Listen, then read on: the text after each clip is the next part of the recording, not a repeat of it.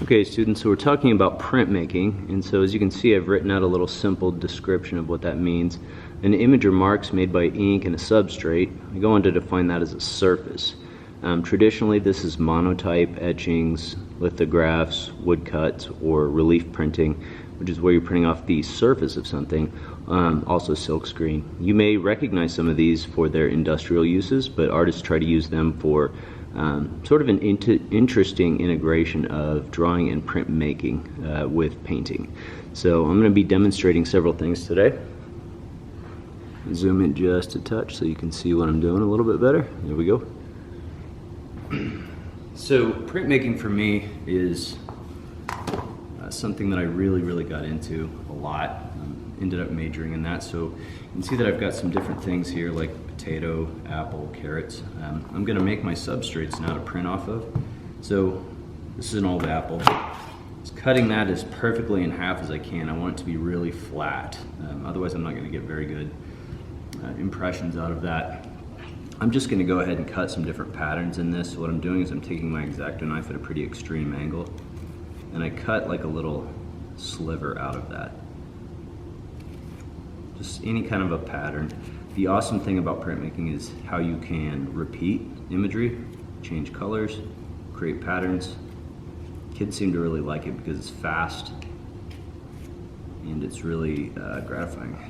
So usually I buy like a lot of stamps for my students to practice on, but when we do these natural prints, like where we print off of things that are grown, I will cut these up in advance. Obviously we don't want the students using knives and things. So I'm going to go ahead and cut this apple and set it aside. And we're going to move into, let's see if we can get that out of there. Come on, buddy. Okay. We're going to move into this potato. So with the potato, I like to cut it really straight too. It's important that it's extremely straight. That's why I'm using this nice big knife here. Usually I like to draw something on here. And so I'm going to start with like a water-based marker. And I'm just going to kind of like draw out a star to the best of my ability.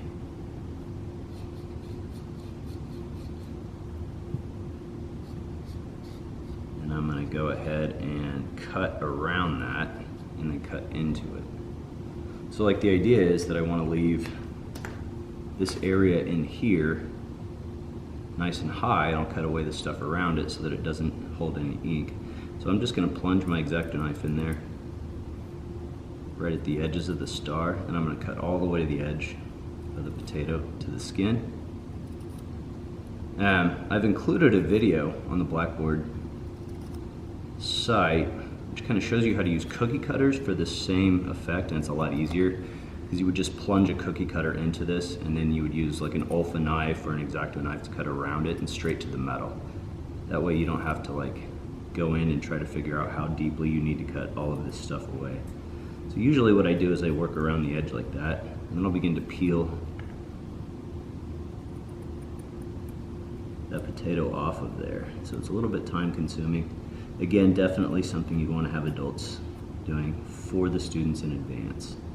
So I'll spend a while working on these, like, you know, in the morning before I teach this stuff.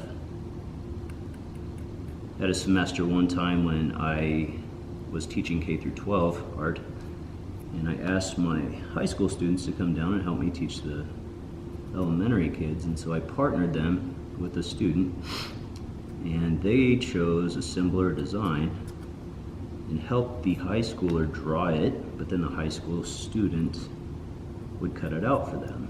They felt like that was really fun. Like working with older kids a lot of times, good mentorship. So I'm getting close here. I'm almost done with my star.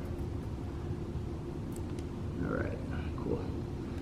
So I'm gonna go ahead and set that one aside as well. I'm gonna save this one for later. So I've recently been experimenting with like printing different things, like carrots, for instance. So I'm gonna stack these up. I just want to cut really straight across those as well.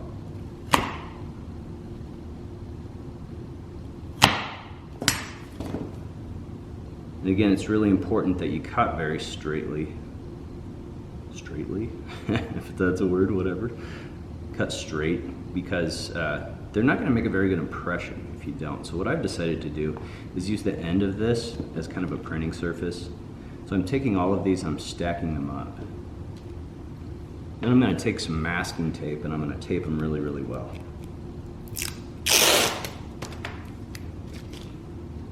So get creative with different objects and surfaces that you can use to print off of.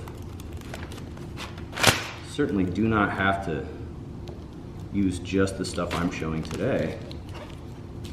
The potato print's been around for a long time, but often I'll try things out like onions, carrots, cabbage. Cabbage makes a pretty cool pattern. I feel like that's gonna make a decent stamp. It may not be as flat as I'd like it to be, but I'm gonna go ahead and wrap a little bit more tape around that. I wanna be able to print it several times. Okay. So I've got the apple, got the potato, and I've got the carrots. I also went out and collected some leaves, and I was looking for leaves with interesting contours and vein patterns. So I got a couple of different sizes here, and then I found these really cool kind of like thin, I don't know, fern-like nature pieces, and so I'm gonna try inking those up as well. So now that I've got my substrates ready to go, I'm gonna go ahead and get my area ready for printmaking. You can see that I laid down some paper. This is kind of a messy process, so I always make sure that I cover up my work area with paper. We've got a palette. We're just going to use tempera paint, and this is why I put this in your supply list. Tempera paint's good for kids because it washes out of clothes mostly. It's probably the most washable paint. Also, you can make it really thick. You can make it thin depending on how you want your print to look. I'm just going to try a couple of different colors. Try to keep them separated. And what I'm going to do is I'm just going to brush this on.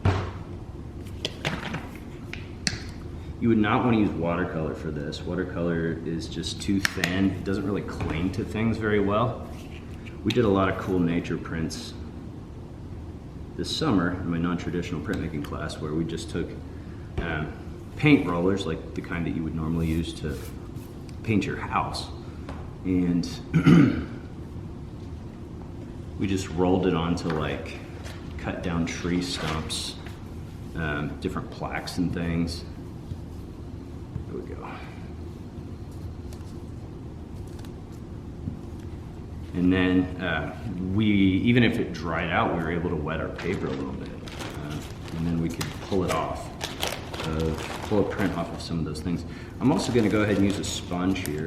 Sponges are kind of a popular thing to use for kids. I think for this one, I'm just gonna cut a couple of different patterns. So I think I'm gonna do like a circle and maybe an X, kind of like a tic-tac-toe kind of scenario. Sponges do seem to work best when they're a little bit wet but not super moist. And so I'm gonna take a break here shortly. I'm gonna go ahead and cut out. After my X, I'm gonna go ahead and moisten these up a little bit. Let's see, I'm gonna cut a square first.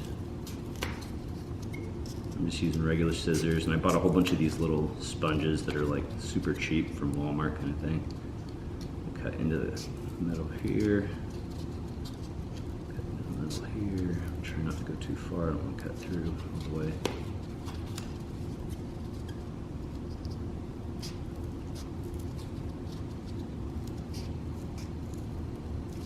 This is a good thing to connect with mathematics for early primary students, shape analysis. A lot of times I'll use wooden blocks, have the kids ink those up. But the best way to use this, honestly, with little kids is to cut these things out and then like glue maybe a piece of wood onto the back so that they can use them like a stamp. Okay, so I've got all my stuff ready to go. Got some good brushes out here. I'm gonna go ahead and stop this video, clean up a little bit, shoot another, where I demonstrate how to actually make these prints. So hang tight.